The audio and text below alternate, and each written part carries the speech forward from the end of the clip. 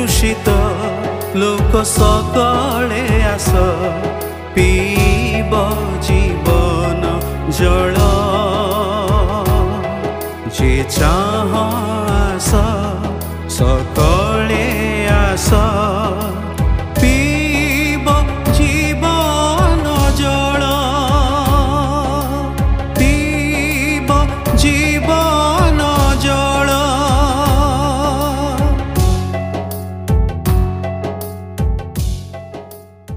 प्रिय श्रोता बंधु प्रभु यीशु ख्रीष्ट महत नाम आपको शुभेच्छा। पवित्र बाइबल माथि लिखित सुसमाचार 12 अध्याय 41 पदरे आमपरी पाठ करू। निनिवेर लोक माने विचार रे वर्तमान पुरुष सहित उठी एमानकु दोषी करिवे, कारण सेमाने जुनसंक प्रचार रे मन परिवर्तन करथिले। आउ देख जुनसंक अपेक्षा महत विषय ए स्थान रे अछि। प्रभु यीशु ख्रीष्ट आपना विषय रे कहिले, देख जुनसंक अपेक्षा महत विषय ए स्थान रे अछि। जुनस निजे तो जणे मनुष्य थिले, जांक पाप क्षमार आवश्यक थिला, मात्र प्रभु यीशु ख्रीष्ट ईश्वर पुत्र अटंती, कारण ईश्वर जगत को एडे प्रेम कले जे से अपना अद्वितीय पुत्र को दान कले, जेपरी जे केही तांकठारे विश्वास करे से विनष्ट न होई अनंत जीवन प्राप्त हुए।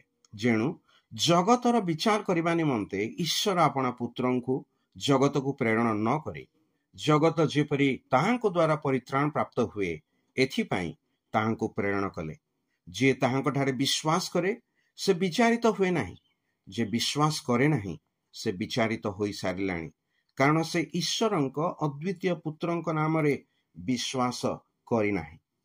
ईश्वरंकर अद्वितीय पुत्र प्रभु यीशु ख्रीष्ट एई जगत को ज्योति हुई आसिले, जेपरी एई जगतर अंधकार रे से तो मनुष्य को से ईश्वरंकर ज्योति निकट को नहीं जिवे। केवल से माने ईश्वरंकर ज्योति रे प्रवेश करि पारिबे जो माने ताहांक परित्राणर मार्ग अर्थात प्रभु यीशु ख्रीष्टन को ग्रहण करि अछंती। तेबे आपण निज पई कोन बाछिबे, परित्राण ना दंड, ज्योति ना अंधकार?